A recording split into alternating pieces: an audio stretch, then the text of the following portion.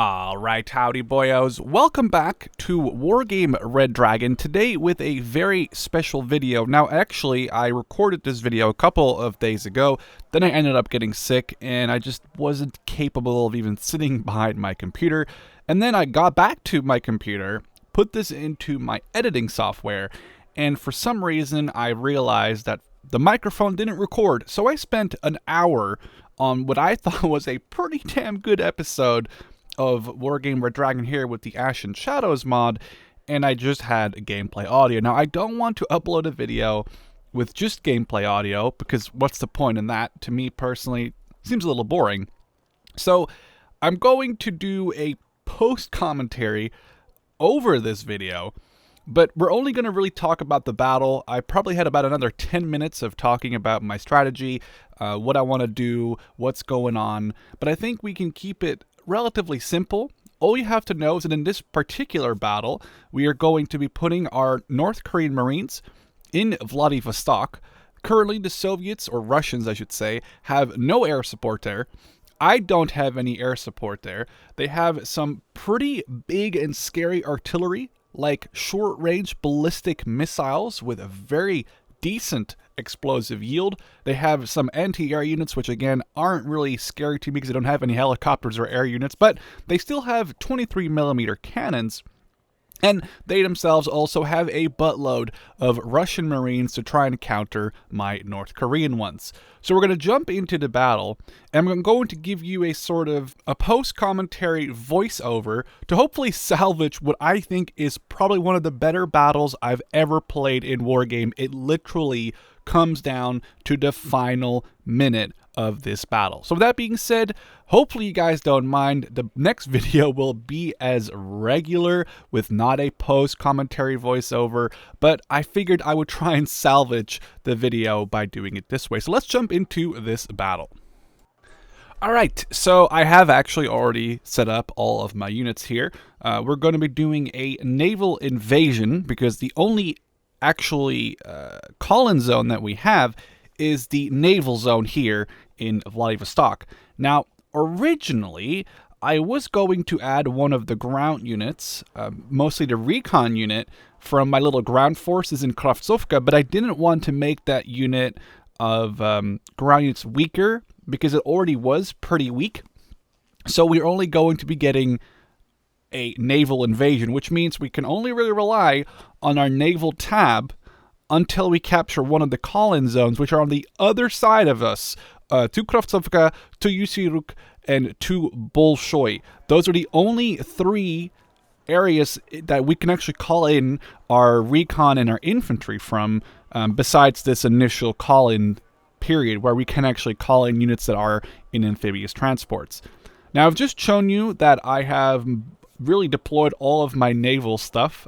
Two Type 23, which I think are both frigates, armed with pretty big caliber guns. I think they're 114mm. And then we have some of these Shanghai boats, which are literally just super tiny cover patrol boats. I mean, they have no health, a super tiny gun, and that's basically it. And then I have my secret weapon, which are 4 Chongju tiny little gunboats. But the cool thing is, they have a little twin ZPTU, which is basically an anti-aircraft gun. They have a T-34-85 turret, but I think it's an autoloader, or it has like just a fast reloading system, because it fires pretty damn fast. It fires like 5 rounds in 5 seconds, something like that.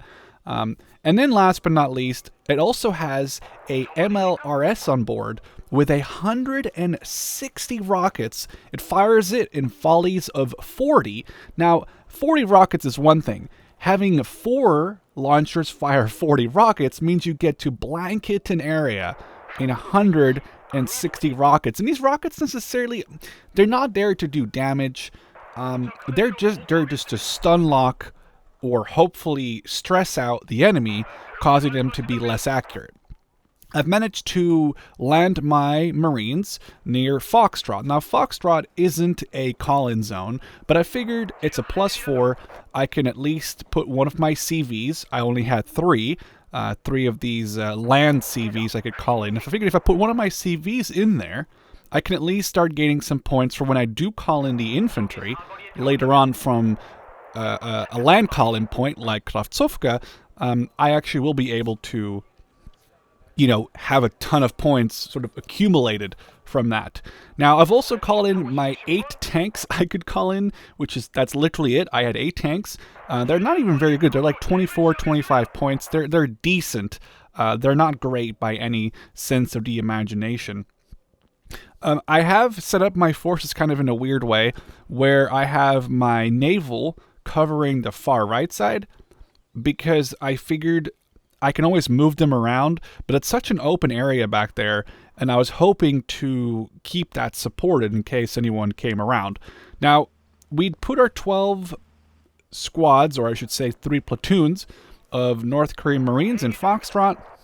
My goal was, again, to put 1 squad in there, and to have 2 squads going more north, because my idea, if I can get into Kravtsovka and get that call-in point, I can have another 64 or 60, I think, extra called-in infantry. And half of those come into the battle in regular BTRs, which is just, very simple 14.5 millimeter gun and a machine gun.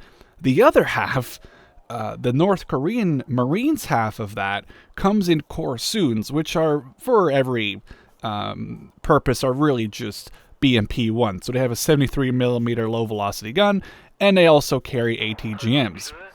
Now, the thing is, those are just regular BMP-1s, really.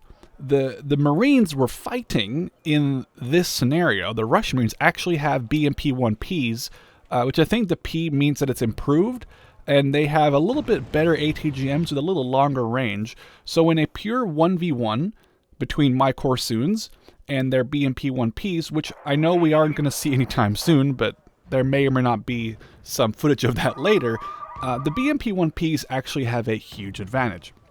Now we can see our Type 23s are actually trying to engage some of those BMP-1Ps in the distance. It's on the very, very edge of it, and they're just slightly out of range. I put my guys there, like I said, to cut off that bridge, cut off that reinforcement area, and they wouldn't really be very useful on this side of the map, where they can't really shoot through all the buildings. What I could do is the river that you see here that goes between Foxtrot and the middle point and Kravtsovka, I could technically have moved some of my smaller ships, like the Cheongju or the Shanghai, up there. It's just kind of a death trap, almost a death funnel, because if one ship explodes, it can cause a chain reaction to do more damage or just cause more explosions on other ships that are nearby. Now, we've secured Foxtrot. My Jokdae, the North Korean Marines, are starting to push towards Kravtsovka. Well, I'm still going to keep one there for right now. I'm not married to keeping that point secure whatsoever. The +4 is nice, but look at my point gain. I'm getting 8 points every tick. I'm already at almost 800 points. That's a decent amount, and I knew here that I wasn't going to be getting a call-in point necessarily anytime soon, so I was just trying to get my CV ready, together with my tank units, to push into Kravtsovka. And this is when I notice units coming in on this bridge, and it's like I might have to sacrifice some of these Shanghais. They're only 15 points, they're really not worth a lot.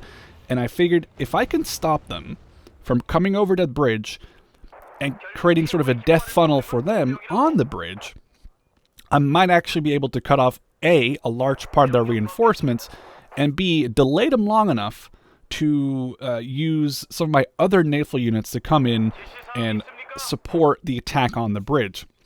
Because the bridge is actually kind of far away from any buildings. You can see there's only one set of buildings pretty much past the bridge, and my infantry would be out of rocket range, and they wouldn't be able to support the defense of the bridge without being outranged. So the Shanghai are just literally there. Probably shouldn't have, hopefully I didn't tell the captains that, but they're just there to die. As you can see, some of those short-range ballistic missiles now land pretty close to my Shanghai, which aren't really, made to resist any of those. I realized that maybe even suiciding them wasn't necessarily the best idea, but hey, I stopped that BMP push with Marines as long as I could, allowing some of my other ships to come over.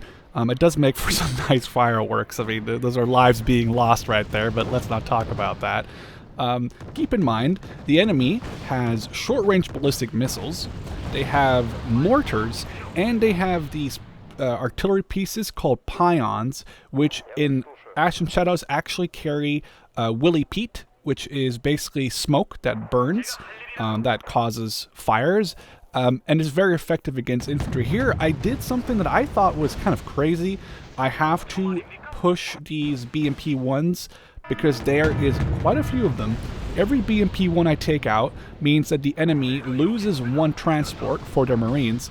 Somehow, none of my Chanmahos gets destroyed from those early ATGM strikes. My Jokdae, the North Korean Marines, are trying to engage one or two of the stragglers that managed to get through. We can see Pions trying to hit my Chanmahos. We have the Shangju rocket strike hitting right on the bridge, causing a bunch of stun locking to happen, a bunch of stress. Those guys there cannot accurately fire their missiles.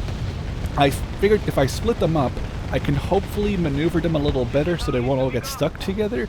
And I also realized here that I had no logistics. The only logistics I could call in for myself was the single Muna supply ship. So I had to get all of these tanks to the edge of the water to get them supplied. Now, as you can see, I'm popping smoke from them, which is something that Ash and Shadows added for certain vehicles. Some vehicles get smoke, some vehicles get a trophy system, some vehicles get an APS system.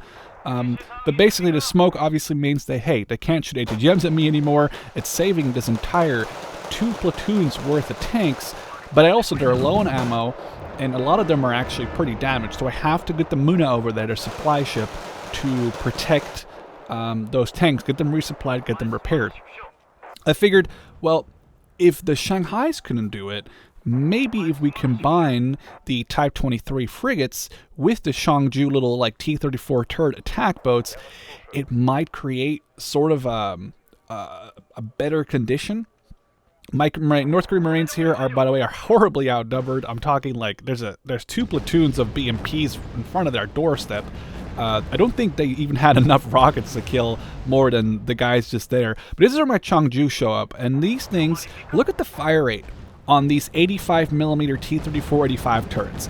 They are freaking glorious. They reload really fast, and then they get this 5 or 6 shot auto loader, and you can just see +10, +10, +15. You can just see the little plus things from getting kills show up everywhere, especially due to those Shangjus coming in just in time. I'm trying to get my Jokdae in a position where they can knock out some BMPs, retreat a building, knock out some BMPs, retreat a building, knock out some BMPs, retreat a building. I don't want to get caught in the open, so we're really trying to get them to get into a building, and just as they're about to fire, we get in, save ourselves from getting absolutely devastated. The Type 23s now show up with their 114, if I remember correctly, missiles, and we have the one and only Buck, the one and only radar-guided missile or anti-air launcher in the area. And it's pretty close to my Jokdae. Now, luckily, it actually just gets tracked, gets hit by one of my Type 23s. If I can destroy this, their unit of support, if it doesn't make it out of there, which it just got killed, if it doesn't make it out of here and they don't manage to get it repaired, I just knocked out a pretty big and heavy anti-air unit that could cause a lot of havoc later on in the campaign when I do eventually maybe come across it. But that's killed, and we also killed a bunch of their non-radar guided AA missiles or AA systems on the bridge. Boomerangs, very, very deadly combination of machinery, gets knocked out. All my Chanmahos are getting refueled. Actually, they're not getting refueled just yet, but I figured in a second here, why don't I just start the refueling? They're getting repaired, refueled, rearmed. Now, we haven't even pushed really towards one of the capture zones yet that I need to start calling in the ground troops. I look at the timer, I realize I've spent about 15 minutes so far, and I haven't won anything. I've barely won any terrain. I mean, yeah, okay, I've pushed up maybe like a couple kilometers inland, but, you know, I guess I haven't lost anyone yet other than the 3 Shanghais, but I also haven't really gained much terrain. I mean, Foxtrot was empty. It was uncontested. It doesn't really count. So I realized I also cannot call in, as you can see by the gray scoreboard in the top left, I cannot call in any reinforcements. I went through all of my naval call-ins, so I called in the 3 platoons of Marines that I could call in. I called in the 2 platoons of tanks. I called in all my Munas. I was only the single Muna. Called in the 4 Shanghais, the 2 frigates. I called in the CVs that I could, and that's it. Our Juk Day there, by the way, get hit by a short-range ballistic missile, and they go from 31 to 9. Now, luckily, all 4 squads are still alive, which means if I can get it back to the Muna, again, my only support/supply, if I can get it back to the Muna, we can get that entire squad from 9 all the way back up to 60, which I was just like, we need to get out of here, not get hit, and then we can get this squad back up for free. But as I was saying, the gray bar in the top, I can click on it. I do own a naval tab call-in. The issue is I cannot call in any more reinforcements, though I have like 60 or 64 units of infantry to call in until I capture one of the land call-in zones. So the zone we're going towards, or Yusurusk or Bolshoi, we're going to need to capture one of those 3 before we can actually call in a bunch more reinforcements. So I have to play this very safe. These infantry up here, there's one way to resupply them, which is to walk them all the way back, walk them all the way back to the coast, towards the Muna, and get them resupplied. I don't have enough transports, BTRs or Corsoons or anything. I don't have enough transports to even do that. I have 2 BTRs on land right now. I could technically divvy one of those platoons up in 2 squads each, get 2 squads and 2 BTRs, drive them back, have the BTRs drive back again. I didn't want to micro like it was a freaking, a transport tycoon and spend quite a long time on microing, getting my infantry back and forth. So I figured these Juk Day are going to have to live. And if they don't, I'm not going to run them all the way back to the Muna. Now, I did do that with that one squad that's getting healed currently because it was right next to the Muna. But even that still took probably about 2 minutes for them to run over there. Now imagine getting those guys all the way from the front line back there. It would take quite a while. Now, our Type 23 is dealing with some of the BMP-1s, and every time I kill a BMP-1, it means that one of their Marine squads is no longer going to be able to be fielded in case this battle isn't won by me. And I'm actively thinking about that might be a possibility at this point, that I'm not going to win this battle in one go. I am heavily pushing now with my tanks, my CV, 2 of my Marines, 1 of my recon sniper units, to try and get eyes on the land call-in point. If I can capture that, I can start calling in a bunch of land-based reinforcements. Are they great? No, but hey, 60 or so extra infantry might come in handy, especially if I want and need to destroy all of their CVs in the map. And we know there's at least 3, 1 in each land call-in zone point, so we have to really step up our time, as we have just spent about 20 minutes and we're only now pushing into one of their 3 points, and this was not even a big field to cross. This was relatively easy. I'm pushing up slowly. I'm expecting there to be some stragglers further behind, more towards the edge of the map, as we're pushing into the city blocks, trying to get potential eyes on where their CV is. So I'm telling my Chanmahos, Q-move into those forests. They have to be in there. And by they, I mean a CV or some artillery, or maybe even a mix or a combination of that. My Chanhos, or Changjus, are currently getting supplied and repaired. I did, some of them were pretty damaged, I think from artillery that was coming in earlier. But at least for just a second, there isn't any actual engagements going on. We have sort of a relative peace going on. We do see a target. I think from here we can see there's a Pions, which is their artillery. We managed to knock 1 or 2 of them down, which is perfect because they had about 8 of those. There's their CV, which means I have now the free reign to push into this zone, make sure it's clear, push my own CV in there, and finally start calling in some more ground support, which is very welcome. At this point, I should stress, I'm pretty sure I have lost nothing but those 3 Shanghai ships. So, trying again to hunt in the north part of that sector, while we're also locking in to get our own CV in there. I'll tell you, I probably sighed about 3 times doing this because I was pretty stressed out that I wasn't going to necessarily make it. This is a risky play here. I figured an AI might not artillery his own units. A player would probably definitely try and artillery a full stack versus only 5 of his own infantry. Now, as you just saw, we have 32 Kong Bang and 32 Jok Day available to us, 32 in the BTR and 32 in the Korsun. I think the only real difference between the Kong Bang and the Jok Day is that the Kong Bang get a different launcher and a different machine gun, but for all intents and purposes, they're relatively similar. Again, the main thing is the Kong Bang comes into the battle in BTRs, and the Jok Day that I can call in from the land tab comes into the battle via the Korsuns, via those, fake BMP ones. I've looked in the back, and there wasn't really much else left for us to kill back there. So I'm figuring if I can push into Tuyusurusk, or how you pronounce it, probably mispronouncing that, if I can push in there and get another zone secured.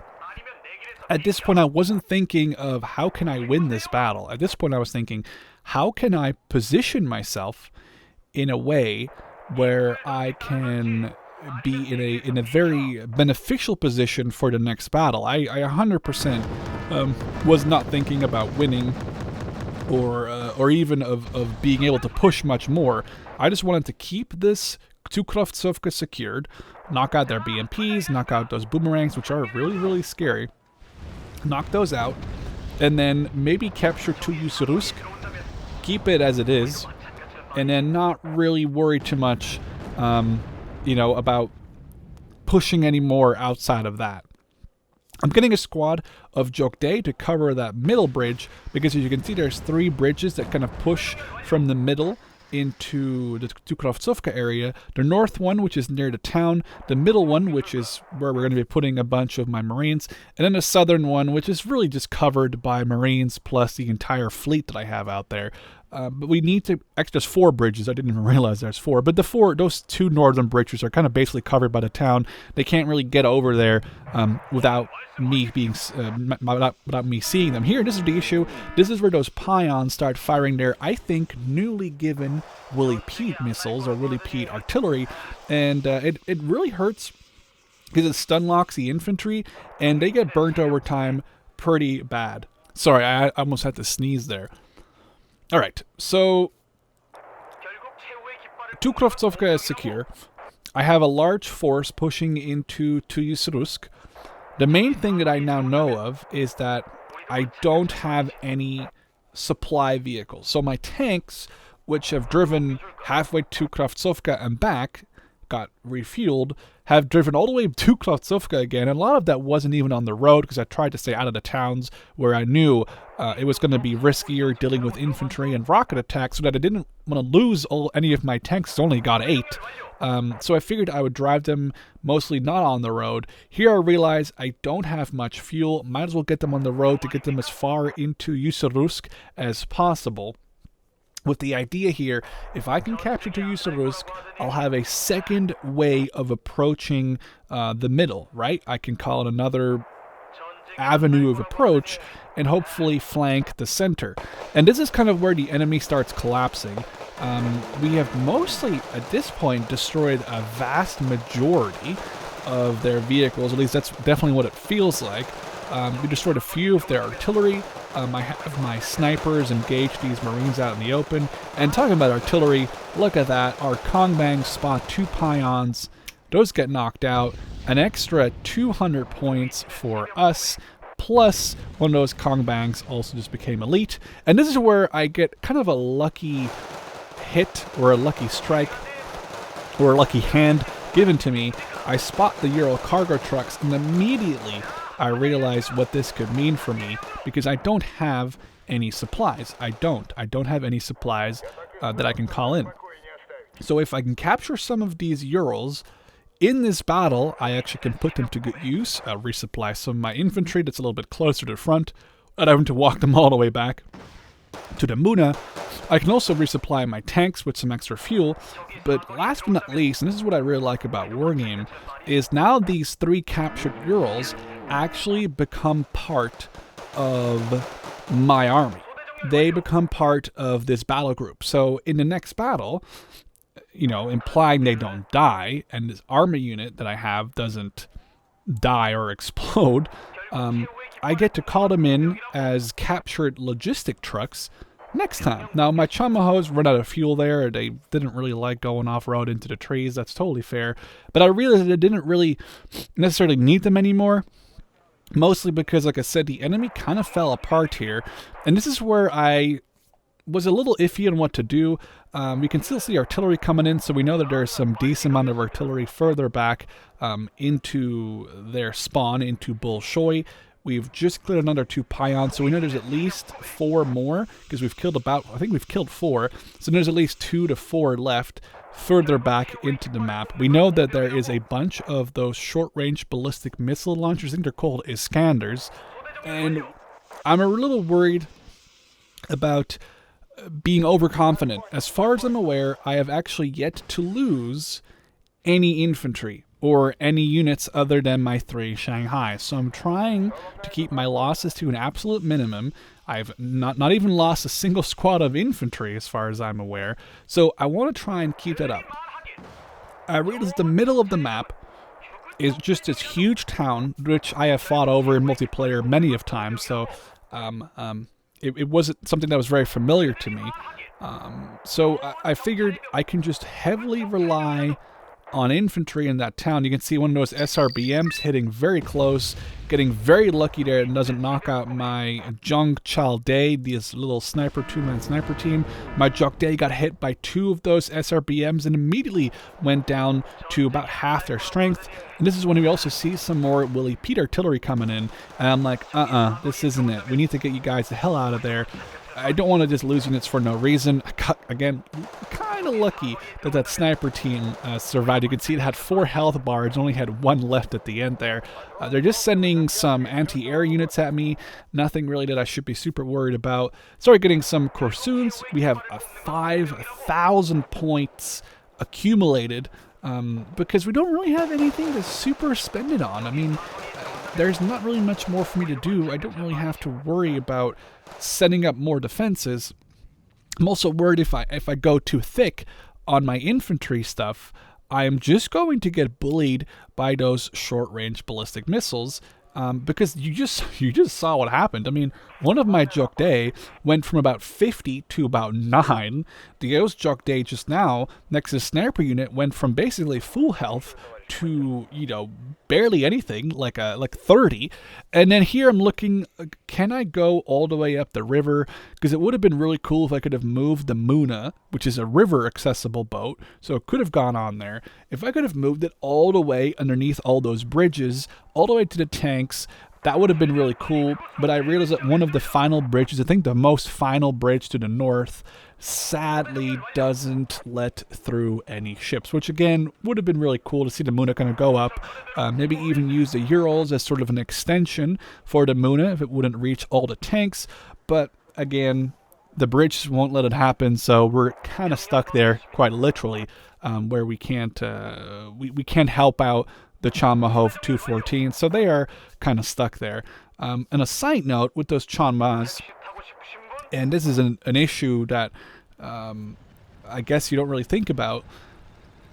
A lot of the units I'm using, the 3 platoons of Jokday that I initially called in, and the 2 platoons of Chanma 214s. I don't know why I could call them Chanmahos. They're actually just called Chanma 214s. Those Chanma 214s, they're part of the naval call-in tab. So those are only accessible, much like the ships, which makes a lot of sense, obviously, but much like the ships, those Chanma 214s and the 3 platoons of Jokday that I initially called in are only available when there's a naval tab, and this is the only map in the game, the only map in the entire battle, or campaign I should say, not the game, it's the only map in the entire campaign that we're playing, where you actually have a naval map call-in. So beyond this point, beyond this battle, those Chalma 214s and the 3 platoons of Jokde are totally useless. They can't be called in, and they're just going to sit there and kind of just be wasted. We just destroyed the enemy CV in Tuyusarusk. As you could see, it just got caught out trying to flee. We spot some BMPs. My sniper team, this is a very interesting thing. This Zestava M93, which I think actually Ian from Forgotten Weapons just did a video on not too long ago, if I'm not wrong, has 4 AP power. These BMP 1Ps have a 4 frontal armor, but their side armor is only 2 or 3, with their rear armor, I think, only being a 1. And one of those BMP 1Ps just got knocked out by the sniper team, which I actually take a look at the end of the battle because I wasn't sure. But yes, one of those BMPs got knocked out by the sniper team, which I thought was actually pretty cool. The Shanghai blowing up costs me 15 Jokde, which is just brutal.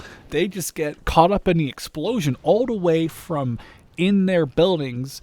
I managed to knock out some of their units coming over this bridge, but I don't want to stick around for too long because I'm really worried about them retaliating with artillery. This is where I see the clock. I have 7 minutes. Am I going to be aggressive, or am I going to be a little more careful?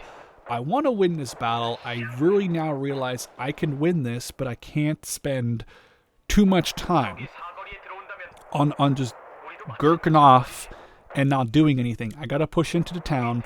I knocked out a CV for the center, which means that as far as I'm aware, I can only tell they have 1 more CV. They might have more, but only 1 sector currently is under their control, which is the 2 Bolshoi sector.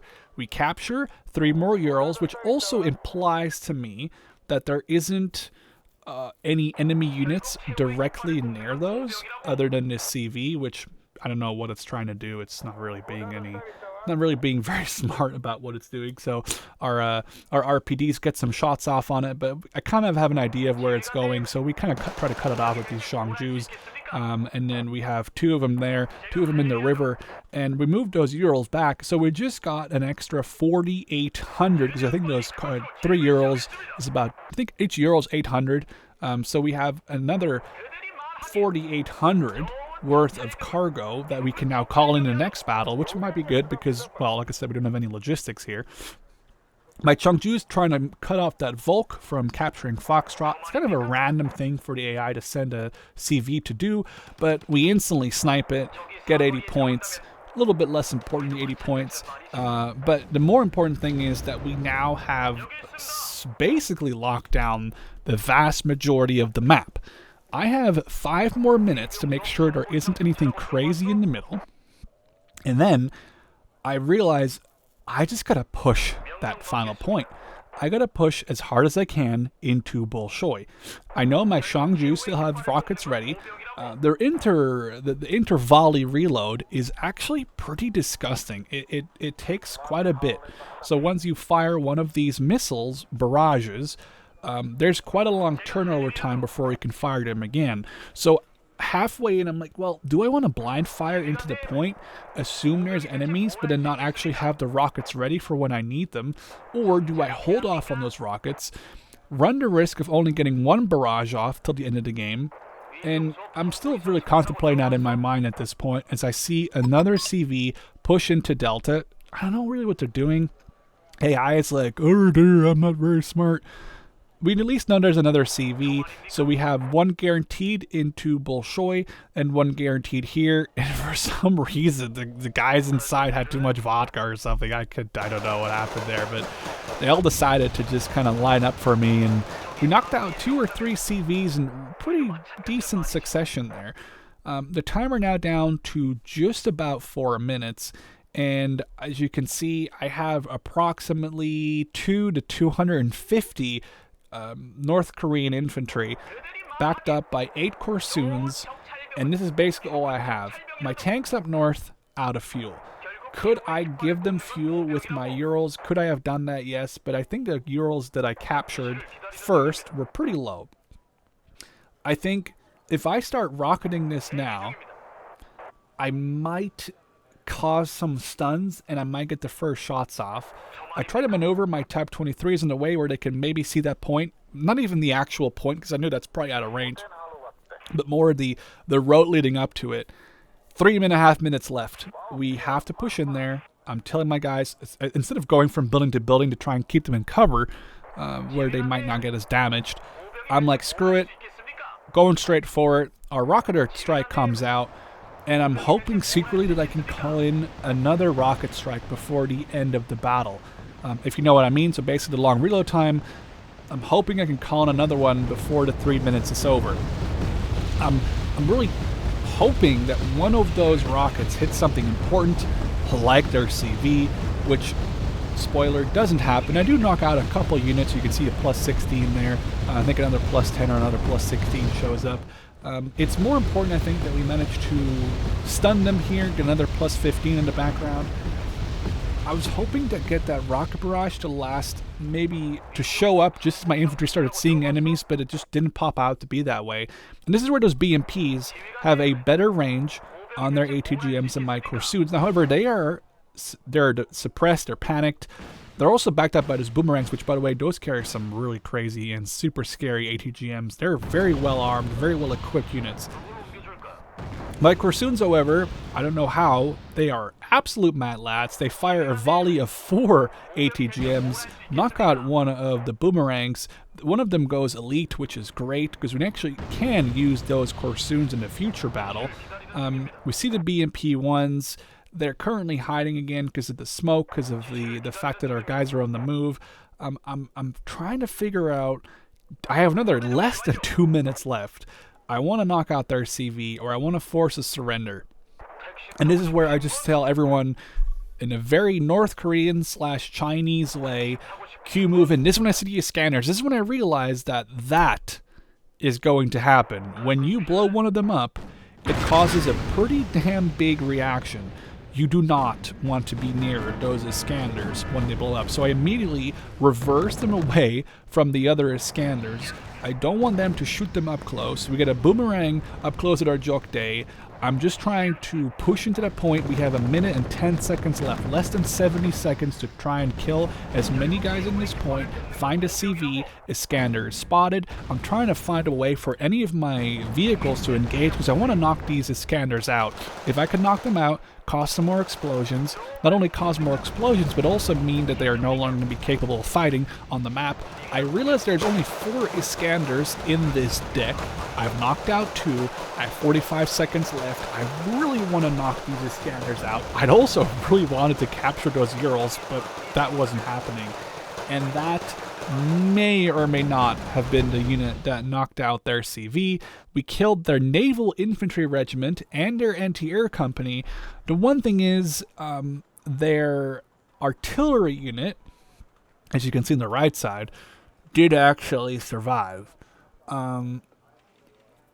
Which is annoying because, you know, they get to survive and fight another day.